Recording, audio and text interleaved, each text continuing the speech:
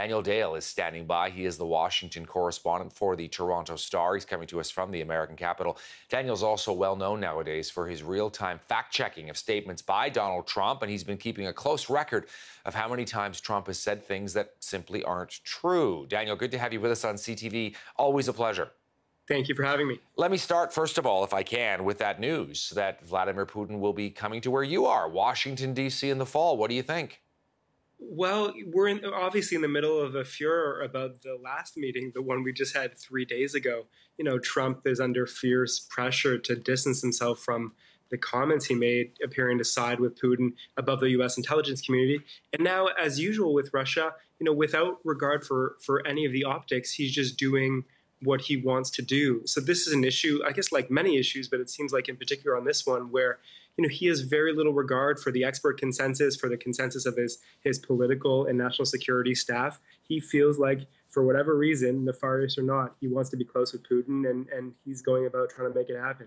It's almost become a cliche to sort of say this is like a political reality show playing out in the White House. No sooner do we have this summit on Monday in which Trump has been widely criticized. Now he's going to sort of double down and invite Putin to the White House. Yeah, he doubles down. And on Russia matters, we had this walk back from him this week where he said, no, I didn't mean to say that I accepted Russia's explanation on election meddling. I meant to say that I didn't accept it. And so, he briefly plays the part of the tough guy, like, much of his staff wants him to play, but he's not willing to sustain it because that's not where his heart is. So, no matter how much he might pretend to have walked it back, I think it's very clear where he actually stands. All right. We want to talk a little bit as well about what you do to kind of keep track of some of the mistruths and things that the president has said over the last 18 months that are simply not true. You did a story on this on Wednesday, and we're going to bring up some of the numbers here as you and I are speaking, Daniel, in terms of the number of false claims. 542 days in office, more than 2,000 false claims, an average of 3.7 false claims per day, 57 false claims just last week. In terms of your record keeping, what do you make of the pace of these claims? Are they getting better or are they getting worse? It's getting worse. I actually did a statistical analysis to see what was going on, and it's getting markedly worse no matter how you measure. So in terms of false claims per day, in 2017, it was 2.9. So that's not great. That's like 20 false claims a week. But this year in 2018, it's been 5.1. So it's nearly doubled. And it's also increased in terms of the percentage of his words that are false. So it's not just that he's talking more and that's why he's making more false claims. It's that the quantity, the percentage of his content is actually increasing in dishonesty. So in 2017, 3.8% of his words were part of a false claim. This year it's 7.3%. So per word, he's also getting more dishonest. Something else that the president sent out on Twitter, as he often does, and I know you've been following his account very closely, as many of us in the media are doing, to sort of see what next, has to do with Trump calling not only the summit a success, but also blaming the fake news media, saying that they are the real enemy of the people, and then talking about a second meeting with Vladimir Putin, and on it goes. That prompted a tweet sent out by John Roberts that I believe we do have, and we're going to bring up, in which Roberts basically said, I would be now an enemy of the people. John Roberts works for Fox News, the president's preferred news outlet. John Roberts, often one of the first people to answer or ask questions whenever the president holds a news conference as well.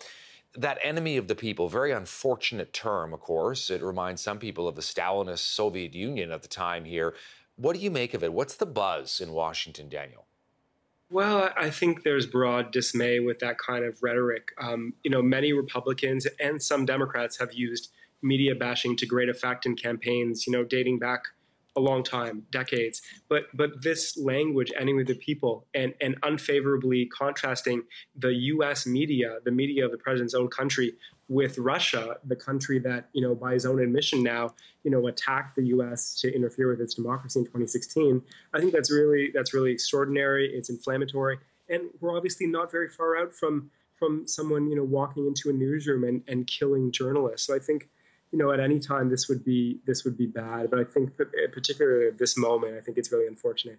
We're going to show, just as we wrap up here, Daniel, the cover of Time magazine as they show this morphing. This story is getting a lot of buzz of Donald Trump into Vladimir Putin. And let's end off with this sort of narrative about this bromance and what exactly is going on. And of course, we might never really know why Donald Trump does what he does when it comes to Vladimir Putin. But is it your sense, because there have been so many stories that people thought, okay, this is it. This is where we cross the line. People are going to turn away from Trump. And then they don't. And I'm wondering whether you think this is decisive or just another in an ongoing series of episodes. I'd vote for somewhere in between. I don't think it's just another of the daily controversies. I think this one has upset a lot of people around the country, but I don't think this is any kind of decisive moment because Republicans control Congress and they're clearly not prepared to do anything substantive to oppose Trump. He's super popular with party voters. And so I think until, if and when Democrats control at least one chamber of Congress, nothing much is going to change here.